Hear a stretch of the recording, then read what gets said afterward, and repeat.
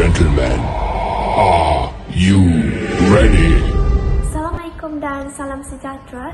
Saya Syairah binti Salim, nombor matrik S61454. Pada hari ini, kumpulan kami akan membentangkan tentang peranan teknologi maklumat dan komunikasi dalam bidang pendidikan. Apa itu teknologi maklumat? Definisi teknologi maklumat merupakan satu kaedah yang digunakan untuk memindah, memaparkan dan menyebarkan maklumat. Kewujudan teknologi ini adalah untuk memudahkan urusan seharian manusia dari segi komunikasi dan mendapat perkembangan terkini. Kewujudan teknologi ini juga adalah untuk mengurangkan penggunaan tenaga buruh. Teknologi ini sangat penting untuk generasi pada hari ini untuk membantu negara mereka untuk maju ke hadapan seiring dengan negara-negara maju yang lain. Seterusnya merupakan bidang-bidang yang melibatkan teknologi maklumat dan komunikasi dalam pendidikan. Pada tahun 2003, Kementerian Pelajaran Malaysia telah menggariskan 3 dasar utama ICT dalam bidang pendidikan. Dasar pertama yang digariskan oleh Kementerian Pelajaran Malaysia merupakan literasi ICT untuk semua pelajar. Dasar kedua adalah mengutamakan peranan dan fungsi ICT dalam kurikulum serta alat PDPR. Dasar terakhir adalah bagi memastikan penggunaan teknologi dapat meningkatkan produktiviti dalam pendidikan. Nama saya Farah Nuliana binti Zamri, matrik nombor S63476. Hari ini saya akan membincangkan aplikasi dalam teknologi maklumat dan komunikasi. Aplikasi teknologi maklumat dan komunikasi dalam pendidikan. Yang pertama, penggunaan mail elektronik atau dikenali sebagai email. Email merupakan antara perkhidmatan internet yang digunakan secara meluas. Melalui penggunaan email, guru dan pelajar dapat membuat perbincangan secara berkumpulan untuk bersoal jawab, membincangkan soalan dan berkongsi pengalaman serta pengetahuan. Yang kedua adalah perolehan maklumat melalui World Wide Web iaitu www.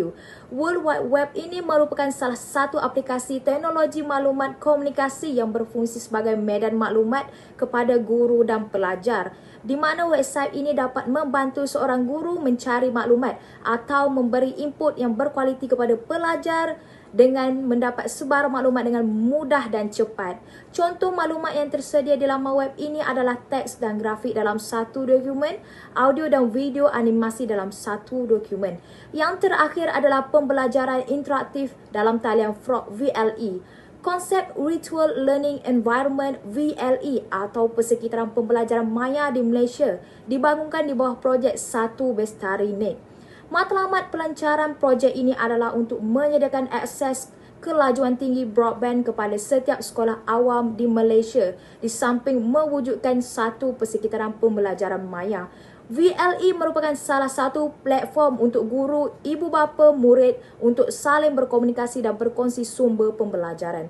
Contohnya, guru boleh menggunakan VLE untuk memberi tugasan bacaan, kerja rumah kepada murid atau berkongsi rancangan pembelajaran dengan rakan setugas dari seluruh negara.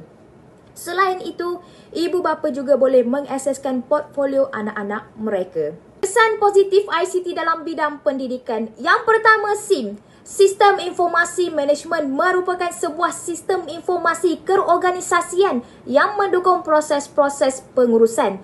SIM yang sangat baik adalah membantu dalam mengurus waktu dan menyusun transaksi-transaksi organisasian serta mendukung fungsi operasi, pengurusan dan pengambilan keputusan. Pemanfaatan teknologi informasi ini untuk menjalankan aliran informasi dengan cepat. Yang kedua adalah e-learning. E-learning dilakukan melalui jaringan internet sehingga sumber belajar bukan hanya untuk guru tetapi juga sesiapa sahaja yang memerlukan. Kemudahan yang dapat dimanfaatkan oleh pelajar untuk belajar melalui e-learning antaranya adalah e-book, e-library, interaksi dengan pakar, email, mail list, new group worldwide, www dan lain-lain. Antara laman web yang menyediakan e-learning ialah edukasi.net, ilmu komputer, plaza.com, pintar media.com dan banyak lagi. Yang terakhir adalah media pembelajaran. Kebaikan teknologi maklumat dan komunikasi sebagai media pembelajaran mempunyai banyak manfaat dalam penggunaan internet, seperti e-learning maupun penggunaan komputer sebagai media interaktif. Diharapkan dengan penggunaan media ini dapat merangsangkan fikiran, perasaan, minat serta perhatian pelajar sedemikian rupa sehingga proses pembelajaran dapat terjadi. Selain itu, proses pembelajaran akan lebih efektif kerana penggunaan media pembelajaran mungkin dapat mengatasi masalah dalam proses komunikasi antara guru dan pelajar. Nama saya Farah Nabiha binti Muhammad Fauzi, nombor matrik S61934. Saya akan membincangkan tentang kesan negatif teknologi maklumat dan komunikasi dalam bidang pendidikan. Yang pertama ialah kepakaran guru yang terhad. Seorang guru yang mempunyai komputer mempunyai kaitan dengan tahap penggunaan internet dalam proses mengimplementasikan program berasaskan komputer di sekolah. Seorang guru biasanya dilatih tetapi bilangannya masih terhad. Yang kedua ialah masalah maklumat yang tidak tepat. Keistimewaan internet ialah tiada seorang pun yang memiliki dan mengawalnya. Semua orang mempunyai hak untuk menyampaikan dan menyiarkan maklumat yang terdapat di dalam internet. Ini menyebabkan banyak maklumat yang tidak tepat di dalam internet. Maklumat ini boleh mendatangkan bahaya sekiranya para remaja, terutamanya pelajar, tidak dapat membezakan maklumat yang betul dan maklumat yang salah. Yang ketiga ialah masalah dalam menghasilkan pembelajaran secara atas talian.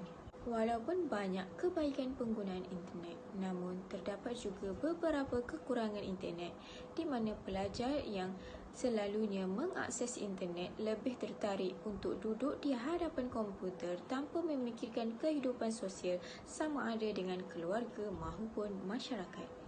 Senario ini menyebabkan pelajar menjadi pasif dan kurang berkomunikasi apabila berhadapan dengan orang ramai. Sedangkan untuk menjadi seorang pelajar yang berdaya saing, mereka berkeupayaan untuk memberi idea-idea yang bernas dan berkualiti tinggi bagi memantapkan kerjaya dan pembangunan kerjaya mereka. Kesimpulannya, teknologi maklumat dan komunikasi yang diintegrasikan dalam bidang pendidikan mampu membawa satu perubahan yang positif kepada golongan pendidik dan pelajar, sekaligus mampu melahirkan guru dan pelajar yang celik teknologi pada masa akan datang. Para pendidik juga mampu menjadikan teknologi maklumat dan komunikasi ini sebagai satu wadah untuk mengakses dan berkongsi bahan pengajaran dengan murid dan komuniti pengajar yang lain.